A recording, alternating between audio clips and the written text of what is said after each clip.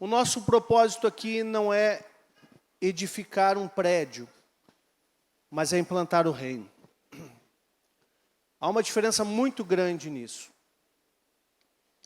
Uma vez perguntaram para um homem, essa história eu já contei algumas vezes, que estava colocando tijolo, assentando tijolo. Sabe o que é assentar tijolo? Passa o cimento, aí assenta o tijolo, aí passa mais cimento, assenta outro. E aí perguntaram o que aquele homem estava fazendo. E aí aquele homem disse, eu estou assentando tijolo. Ok. E aí perguntaram para um segundo pedreiro, o que você está fazendo? Eu estou construindo uma parede. Opa, a visão daquele homem já era um pouco maior. E aí perguntaram para o terceiro, o que você está fazendo? Eu estou construindo a casa do Senhor. A visão, todos eles na prática estavam fazendo a mesma coisa, estavam assentando tijolo. Mas eles todos com entendimento diferente um do outro. E aí perguntaram para um quarto homem, o que você está fazendo? Que também estava assentando tijolo. E ele disse, eu estou implantando o reino de Deus sobre a terra. Então a nossa missão é implantar o reino. A nossa missão é alcançar as vidas. Nós, claro que queremos uma casa estruturada e trabalhamos por isso, né? E vemos que, biblicamente, como o próprio Martins falou ali, o pastor Martins, no início, na palavra de ofertas, biblicamente há uma relevância em se preocupar com a estrutura da casa do Senhor. Sim, mas o nosso foco principal, a missão principal é a implantação do reino de Deus. E eu creio que nos próximos anos que se seguirem, nós teremos um crescimento muito maior do que nós vimos até agora. Muito mais vidas serão acrescentadas ao reino. Muito mais líderes serão gerados neste lugar. Eu creio nisso. Muito mais pessoas serão alcançadas. E nós temos o sonho, juntamente com a nossa liderança, de ver esta geração transformada na sua identidade através do Evangelho. E Jesus deu a receita, pregue o Evangelho a toda criatura. E depois ele fala, isso está registrado em Marcos, e de pregar o Evangelho. E depois em Mateus ele fala, e de fazer discípulos. Então nós pregamos o Evangelho e procuramos fazer discípulos. É aquilo que Jesus ordenou que nós façamos. Então nós podemos fazer tantas coisas. Podemos fazer congressos, eventos, encontro com Deus, tudo, mas tudo isso tem um motivo. Tudo isso tem uma razão de ser feito. A razão é, estamos pregando o Evangelho e fazendo discípulos. E é por isso que eu creio na expansão do reino de Deus para esse tempo. Amém, queridos? Não quero demorar muito, porque a hora já está avançada. Então vamos lá, né? Eu estava meditando na palavra e orando em relação a esse tempo que nós estamos vivendo. Um 16º ano. E eu gosto de entender o que fala no hebraico, porque os números no hebraico, eles vêm de palavras ou letras hebraicas. E os números têm significados. Por exemplo, o número 7, Sheba, significa completude, né? 12, Dodeká, significa governo, significa administração divina. Então, os números, eles têm significados no hebraico. Eu fui procurar o número 16, e o número 16 não vem de uma palavra, mas ele vem da conjunção de duas letras hebraicas, que é o Iod e o Vav.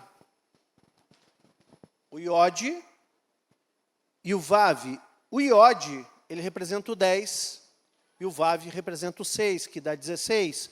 E colocando essas duas letras juntas, dá o 16. Então, o que simboliza o Vav? Ele é uma letra que faz conexão. Opa, conexão. Alguém lembra de alguma coisa? Alguém falou aqui de nexo. O que significa nexo? Conexão e sentido. E nexos com O, porque nexus com U é inglês. em português é a palavra no plural. Nexos significa conexões. Nele somos conectados. Então, nós nos conectamos com ele e com nossos irmãos. Mas aqui, o Vav, ele simboliza a conexão divina. E o Iod, ele significa o poder de Deus, a mão de Deus, uma faísca da ação de Deus sobre a terra. Então, pesquisando o sentido do 16, segundo a interpretação do hebraico, significa conexão divina através da mão de Deus. Faz sentido? Então, 16, segundo o hebraico, significa conexão divina através da mão de Deus. Faz sentido para vocês? Tem nexo? Tem. Tem nexo. Então eu fiquei muito feliz quando eu vi isso aqui, né? Porque faz todo sentido. Eu achei que tinha nexo, né? Quando eu vi, né? Então, glória a Deus. Estamos então num tempo de conexão e a mão de Deus está sobre nós. Posso ouvir um amém? Amém. Bom, isso é para introduzir. Vamos ao texto de hoje. E também tem a ver com a nossa trajetória, a nossa caminhada. Eu quero pregar um texto que eu acho que eu nunca preguei. E olha que eu já preguei muito nessa vida. Pensa que são 16 anos pregando. Bota aí umas 60, 70 mensagens por ano. Bota 16 aí, multiplica. Vamos lá. Já preguei um pouquinho, né?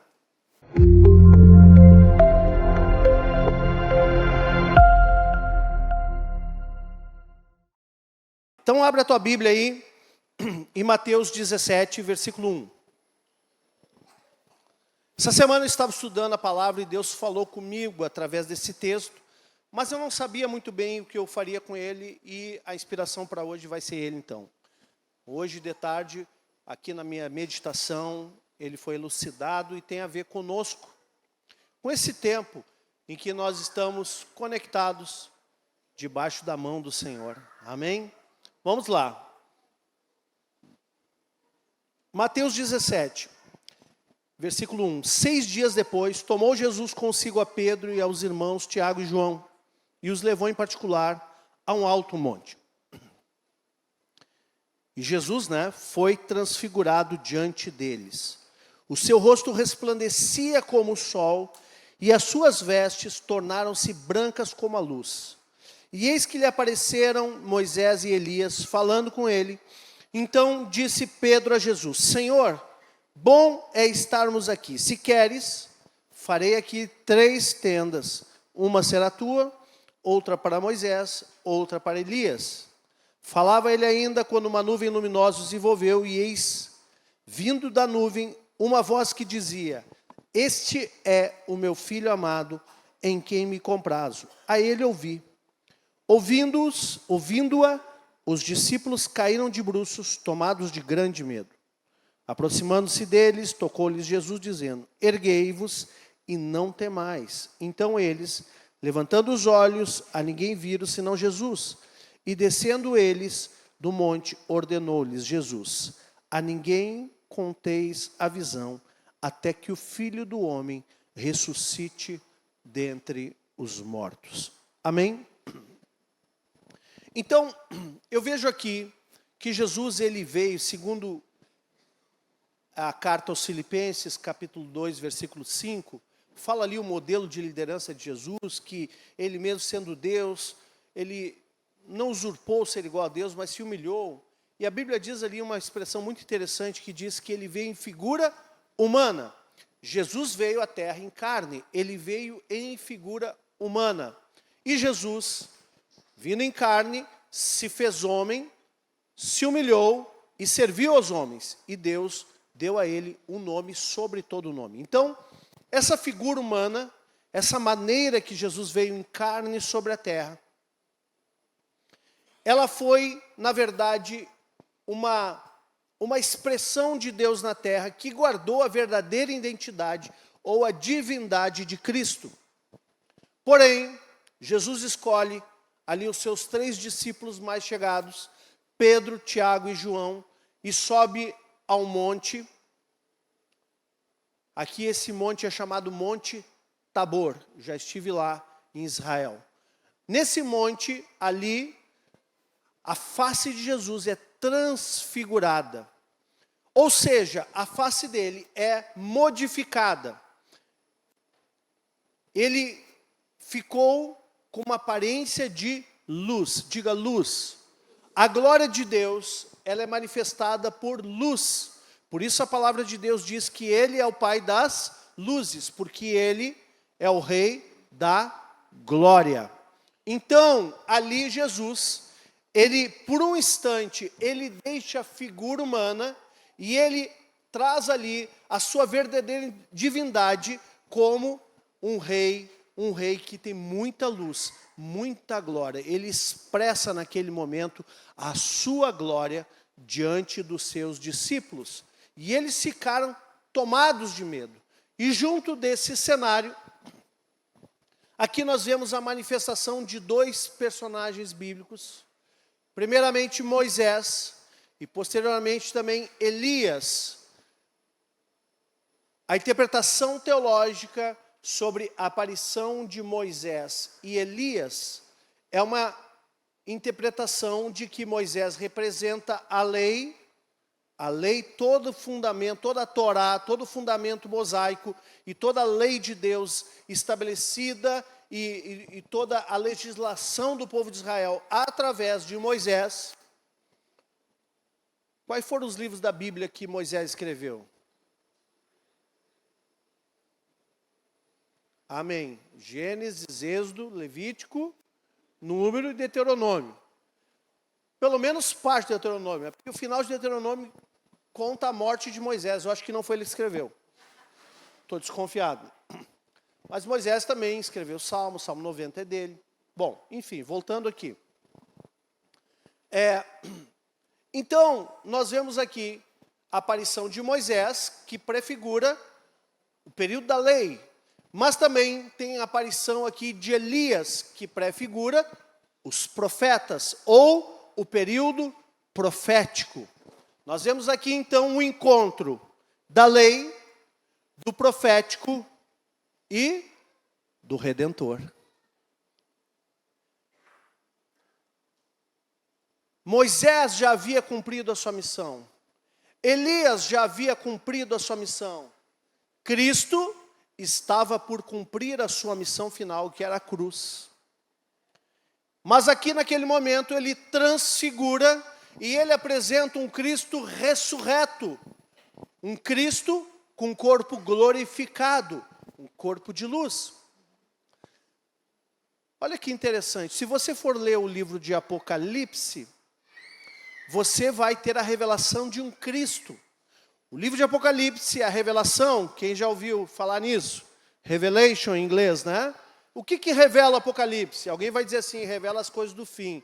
Também, mas a principal revelação de Apocalipse é a revelação de Jesus Cristo ressurreto, não mais em carne, agora um Cristo glorificado. O Rei dos Reis se manifesta ali integralmente no livro de Apocalipse.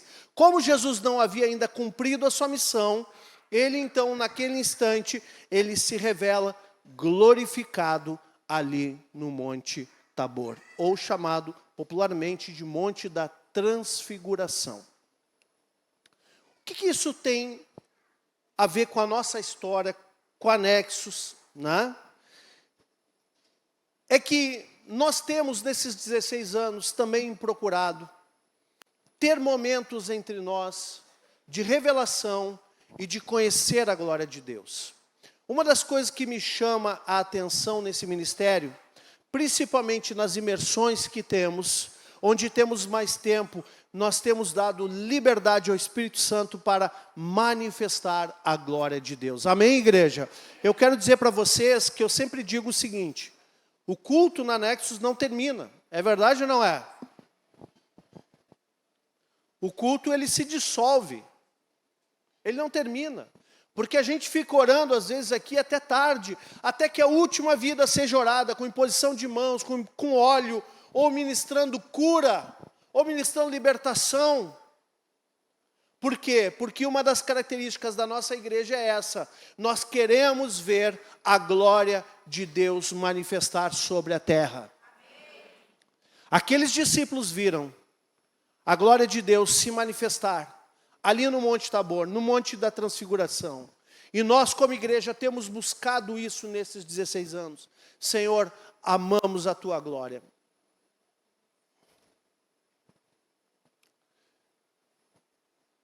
Existe um livro chamado Rio de Glória. Se eu não me engano, é Ruth Heflin o nome da autora. E fala nesse livro o seguinte: louve até que a adoração comece a fluir. Até que a adoração irrompa. Porque a porta é a porta do louvor. Mas quando você entra pela porta do louvor, a adoração começa a romper. E ali ela diz assim: adore até que a glória venha. E quando ela vier, permaneça lá. Então, nós, nesses 16 anos, temos buscado entender, temos buscado a revelação da glória de Deus. Moisés também pediu revelação da glória de Deus. E Deus escondeu ele na fenda da rocha, porque senão a glória destruiria ele. Também, Salomão, quando dedica o templo, está lá em 2 Crônicas 7, na dedicação do templo, ele ora e a glória do Senhor vem sobre o templo, e a Bíblia diz que nem os sacerdotes puderam ficar em pé. Então, sabe por que tem gente caindo, meu irmão? Por causa da glória. E não interessa se você é pastor, vice-deus, diácono, não interessa. Quando a glória vem, derruba todo mundo. Amém? Nem os sacerdotes podem ficar em pé por causa da glória. É claro que a gente não derruba a gente, quem derruba é ele. Amém? A glória é que faz isso no meio da igreja. Amém? Agora, um segundo ponto interessante nesse texto é o seguinte. No versículo 5, nós vamos trabalhar principalmente esse texto, 17:5, tá? Diz assim, Mateus 17:5. Falava ele ainda quando uma nuvem luminosa os envolveu, e eis vindo da nuvem uma voz que dizia: este é o meu filho amado, em quem me comprazo, a ele ouvi. Então veio uma nuvem de glória que envolveu, e essa nuvem tinha uma voz do Pai, novamente confirmando: este é o meu filho amado, em quem me comprazo, a ele ouvi. Diga, a ele ouvi. Então nós, como igreja, nós temos buscado ouvir a voz de Deus. Eu preguei uma dezena, eu acho, de palavras sobre como conhecer a vontade de Deus. Lembram disso? Por quê? Porque nós precisamos ouvir a voz de Deus. É fácil? Não. Precisa de investimento. É simples? Também não é. Às vezes pode parecer confuso? Pode. Mas quando Deus fala, você sabe que Ele falou. Amém? A convicção que te dá, Deus falou comigo, é algo que transcende a qualquer dúvida. Então, um dos segredos que eu sempre falo é ouvir e obedecer o Senhor. Ouvir e obedecer. Não significa que nós vamos ter uma vida mar de rosas, não significa que tudo que nós formos intentarmos fazer aqui nessa terra vai dar 100% certo, só porque Deus falou. Gente, tem coisas da minha vida que Deus falou para eu fazer, e se eu fosse olhar pela minha intelectualidade humana, eu não faria. E até hoje não deu certo, mas Deus mandou e a gente sustenta naquilo que Deus mandou. Então a voz de Deus, ela vai confrontar a nossa vontade. Sabe quando você vai fazer uma coisa que é contra a lógica, ou contra até mesmo a tua vontade, é a voz de Deus falando contigo. Então, provavelmente, né? Claro, provavelmente, precisa buscar entender isso, né? Mas, geralmente, a voz de Deus, ela vai confrontar a nossa vontade. E ela vai nos direcionar, instruir coisas que talvez, por uma razão humana, por uma lógica, nós não faríamos. Sabe por quê? Porque nós só vamos obedecer por fé. E sem fé é impossível agradar a Deus, então Ele sempre vai te desafiar na fé. Ó, estou te dando uma direção, vai na fé agora. Deus trabalha dessa forma conosco. Então, nós como igreja, nós temos buscado ouvir e seguir os passos de Cristo. Agora, se você não sabe ouvir a voz de Deus ainda, não tem problema. Leia a Bíblia, que Deus vai falar muito contigo. A Bíblia é a voz de Deus na terra. Está ali, ó, não precisa de tradução, já está traduzida no teu idioma. Lê a Bíblia, diz, Espírito Santo fala comigo, você vai sair dali cheio de convicções. Amém?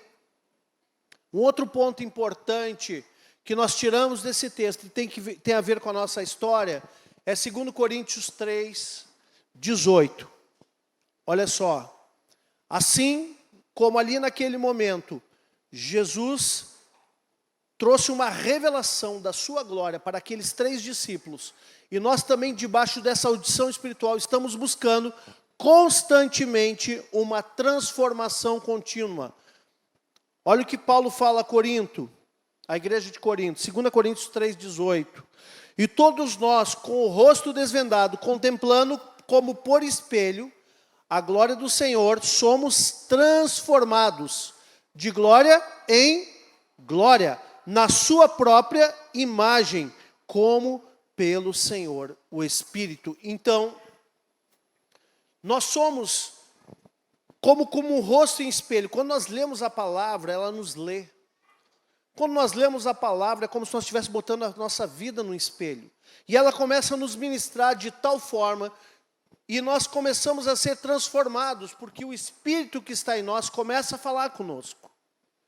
Começa a ministrar as nossas vidas. E essa transformação é de glória em glória. Então, a igreja do Senhor, ela procura viver debaixo da glória dele. Cristo é a glória da igreja. E quando nós estamos conectados com Cristo, nós somos transformados de glória em glória. Posso ouvir amém, igreja? Amém. Já falei de Moisés e Elias. Agora eu vou fazer... Vocês me dão uma licença teológica aqui? Posso explicar uma coisa para vocês? Vou aproveitar esse texto aqui, vou dar um input teológico aqui em alguns, tá? Porque uma pergunta, eu vou fazer um parênteses aqui para explicar algo. Uma pergunta que é recorrente para mim é: pastor, que coisa doida, quem são aquelas 2 testemunhas do Apocalipse? Quem já teve essa dúvida? Levanta a mão. Quem já ouviu falar nas 2 testemunhas, levanta a mão. E quem já se perguntou, quem são essas 2 testemunhas, levanta a mão. Quem já me perguntou quem são as 2 testemunhas, levanta a mão. Pois é, os que perguntaram não vieram hoje, então vê pela internet. Que hoje eu vou falar quem elas são. Gente, eu vou aproveitar o ensejo aqui para que vocês tenham a revelação completa, tá bom? Eu sei que não é muita parte da mensagem de hoje, mas vou falar sobre as 2 testemunhas do Apocalipse agora como uma pausa aqui na mensagem, tá bom? Então vamos lá para Apocalipse.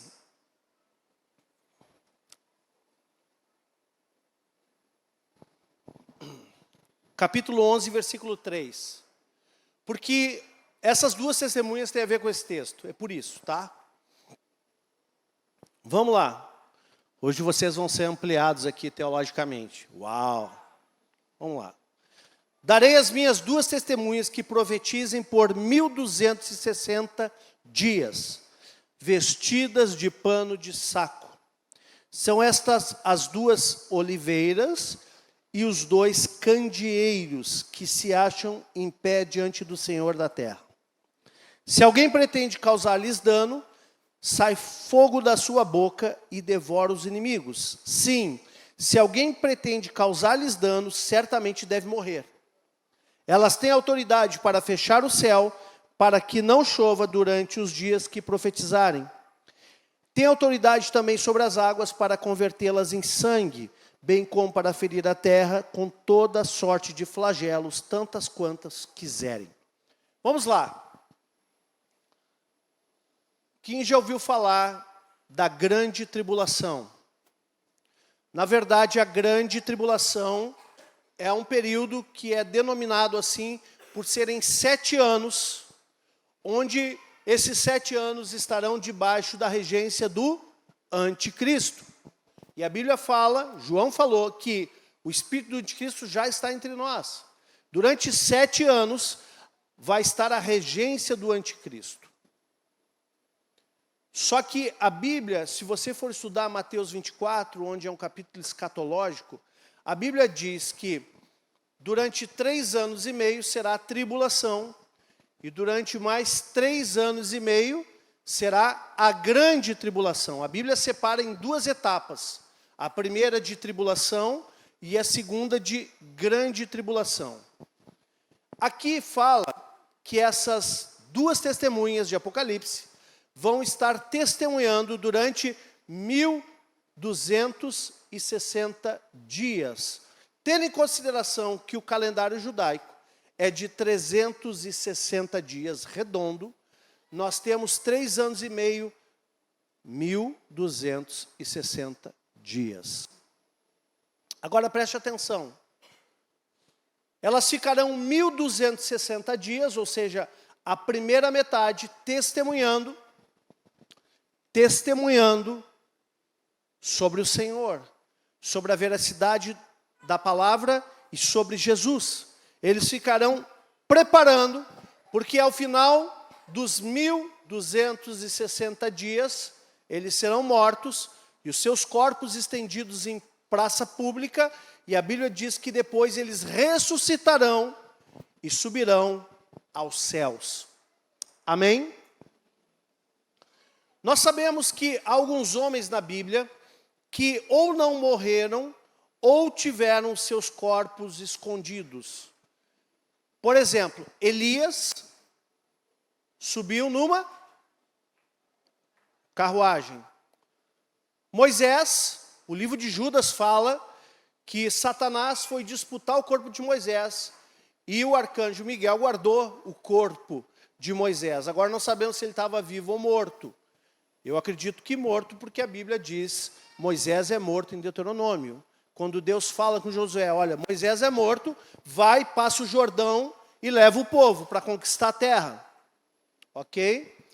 Porém, nós temos também Enoque, que foi transladado, esse não apareceu morto também. A Bíblia diz que Deus o tomou para si. E nós sabemos que o próprio Messias, Jesus, ele morreu, mas ele ressuscitou.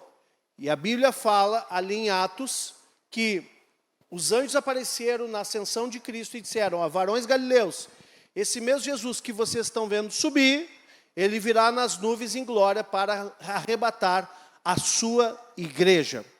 Então, queridos, nós vemos que aqui, aquela passagem que nós lemos ali em Mateus, onde aparece Moisés e Elias diante de Cristo, e ali o rosto de Jesus é transfigurado.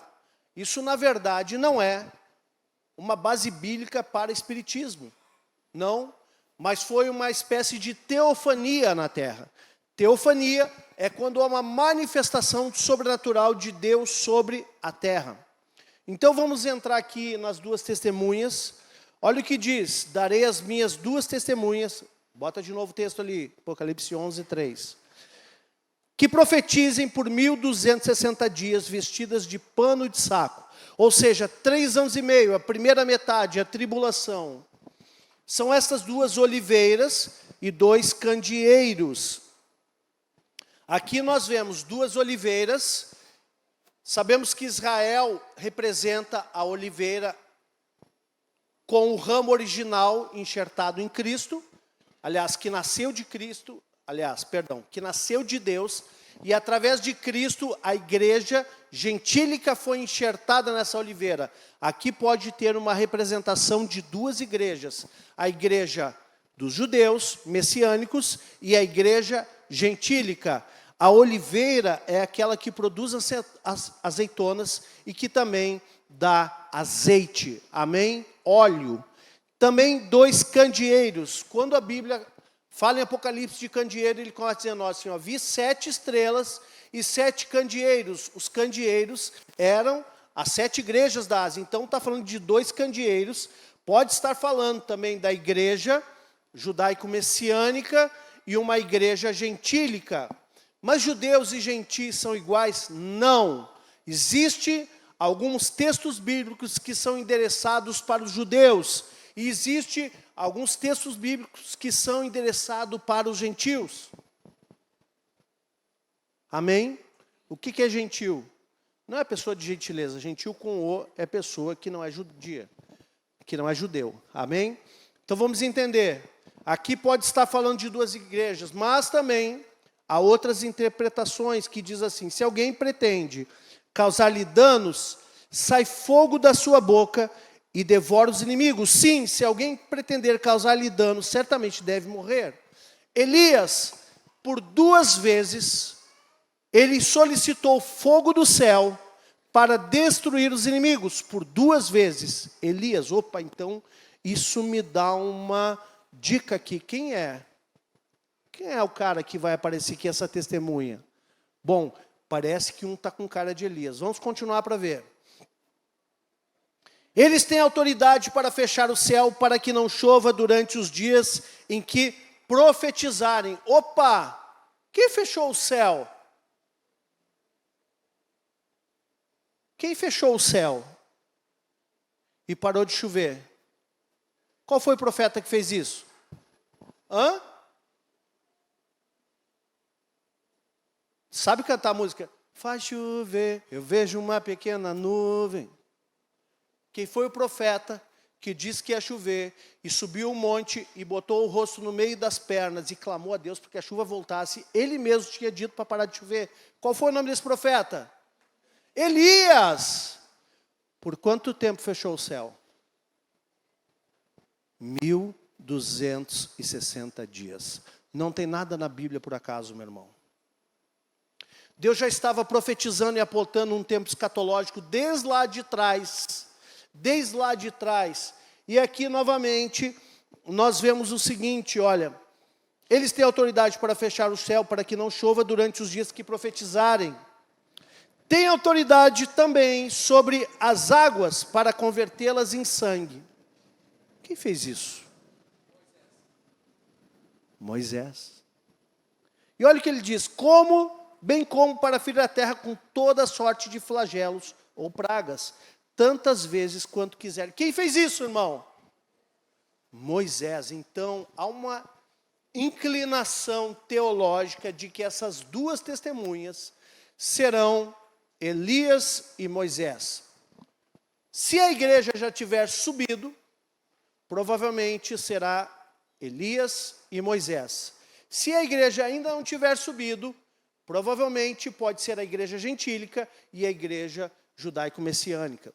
Porém, eu fico mais com a primeira tese de Elias e Moisés. Por quê? Quem veio antes na obra redentora da humanidade? Jesus, Moisés ou Elias? Primeiro veio Moisés, com a lei. Depois veio Elias, com os profetas. Depois vem Cristo, depois que eles prepararam o caminho, porque a Bíblia diz que o profético prepara o caminho do Senhor. Então veio eles e aí aparece a revelação da divindade de Cristo sobre a terra no Monte da Transfiguração. Agora nós vemos aqui, novamente, uma ideia.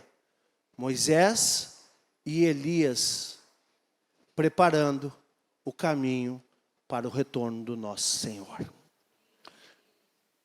Quando eu falo retorno, não estou falando do arrebatamento da igreja. Estou falando da sua segunda vinda, porque a Bíblia diz que o arrebatamento, Jesus descerá nas nuvens.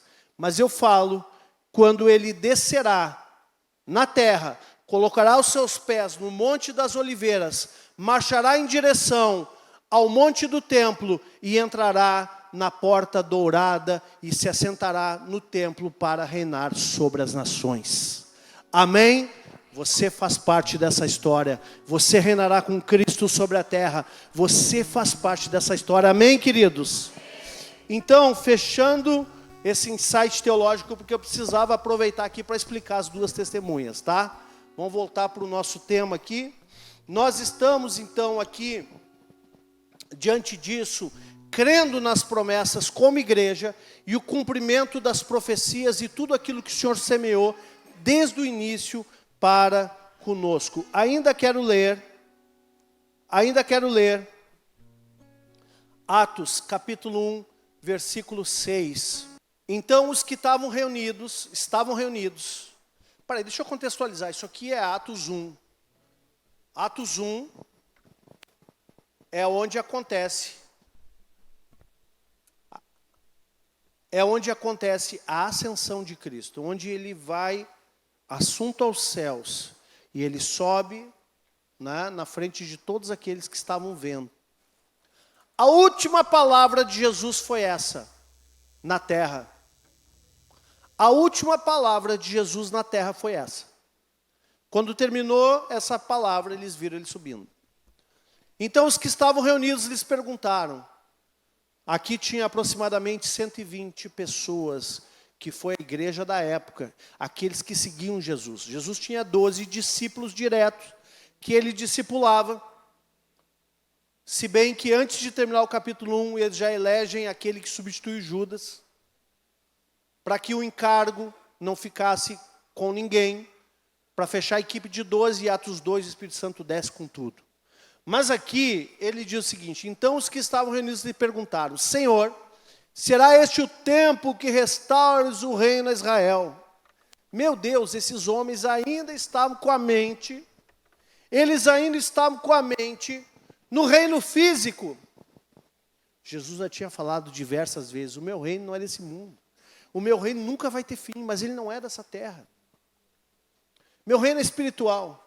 Mas aqui, novamente, esses homens, a igreja do primeiro século, dizendo, Senhor, será que esse é o tempo, então, agora que tu morreu, vai citar, mas e aí, como é que fica a situação aqui, Senhor? Tu vai restaurar esse reino aqui? Pode botar o próximo. Olha o que Jesus responde. E essa é a última palavra de Jesus na terra. Não vos compete conhecer tempos ou épocas, que o Pai reservou pela sua exclusiva, diga, exclusiva autoridade. Então, queridos, se você ouvir algum mestre, algum desavisado falando, vai ser assim, são teses. Há uma exclusividade no tempo e na época que pertence somente ao Pai. Quem disse isso? Jesus. Ok? Então, não vos compete conhecer o tempo ou época que o Pai reservou pela sua exclusiva autoridade. Mas, próximo, recebereis poder ao descer sobre vós o Espírito Santo, e sereis minhas testemunhas, tanto em Jerusalém como em toda a Judéia e Samaria, até os confins da terra. Dito isso, ele sobe. O problema do homem hoje é esse, ele está preocupado com o reino na terra. Mas Jesus quer que você seja uma testemunha. Jesus não te chamou para edificar um reino terreno. Jesus te chamou para ser uma testemunha. E isso vai trazer sentido para a tua vida. Isso vai trazer nexo para a tua vida. Não adianta você ganhar o mundo inteiro e perder a sua alma, ele mesmo diz. Agora, ele te chamou para ser uma testemunha. Então pare de se preocupar em construir um reino terreno. Porque senão o mundo vai te engolir. A Bíblia chama isso de soberba da vida. E o mundo engole pessoas, porque elas estão tão preocupadas em construir um reino terreno, que elas acabam sendo engolidas pelo império das trevas. O que Jesus te chamou foi para ser testemunha. testemunha. Testemunho é importante? É. Tanto que ele vai usar, provavelmente, Moisés e Elias para ser testemunha durante 1260 dias. Mas até lá, você, a igreja, é o testemunho vivo dele aqui na terra.